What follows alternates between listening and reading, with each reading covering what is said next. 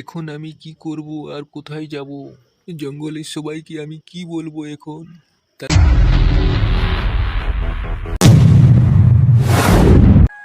অনেক দিন আগে এক জঙ্গলে অনেকগুলো শিয়াল বসবাস করত, কিন্তু তাদের মধ্যে একটি শিয়াল খুবই অহংকারী ছিল।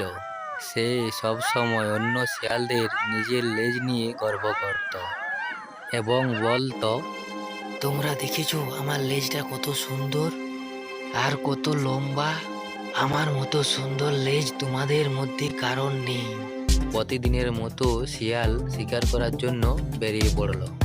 শিকারির সন্ধান করতে করতে হঠাৎ তার লেজটি একটি ফাঁদে আটকে গেল এবং সে অনেক চেষ্টা করতে লাগলো তার লেজটি ফাঁদ থেকে উদ্ধার করার জন্য।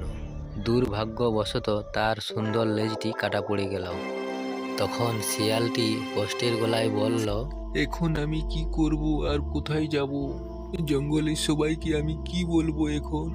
তাদেরকে আমি কি করে মুখ দেখাবো? আমি তো কিছুই বুঝতে পারছি না। তার লেজ কাটা দেখে শিয়ালটি খুবই দুঃখ করতে লাগলো। সে লজ্জায় কারো সামনে কয়েকদিন আসলো না। তারপর শিয়ালটির মাথায় এক বুদ্ধি আসলো এবং সে বলতে লাগলো, আমি যদি সবাইকে বোঝাতে পারি লেজ না থাকাটাই ভালো, আমাকে নিয়ে কেউ আর হাসি মজা করবে না। তখন লেজ কাটা শিয়ালটা তাদের বন্ধুদের কাছে গেল। বন্ধুরা, তোমরা সবাই শোনো, আমার লেজটি আমি কেটে ফেলেছি। লেজটি শুধু ঝামেলার সৃষ্টি করে, ঝোপঝাড়ে আটকে যায় আর কাদায় ময়লা হয়ে যায়। গরমে প্রচণ্ড কষ্ট হয়। এখন দেখো তো আমি কত হালকা হয়ে গেছি। তোমাদেরও উচিত আমার মতো লেজ কেটে ফেলার। তখন পেছন থেকে একটি শিয়াল বলে উঠল, উরি বাবা, ওই শিয়াল কি বলছে দেখো। আরে তুই নিজের লেজ হারিয়ে আমাদেরকেও বোঝাতে চাইছিস যে লেজ না থাকাটাই ভালো? আমরা তোর মতো এত বোকা নাকি? তুই তোর লজ্জা ঢাকতে আমাদেরকে এই কথা বলছিস?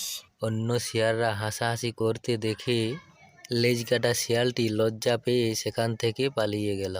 ভিডিওটি ভালো লাগলে প্লিজ একটা লাইক করবেন।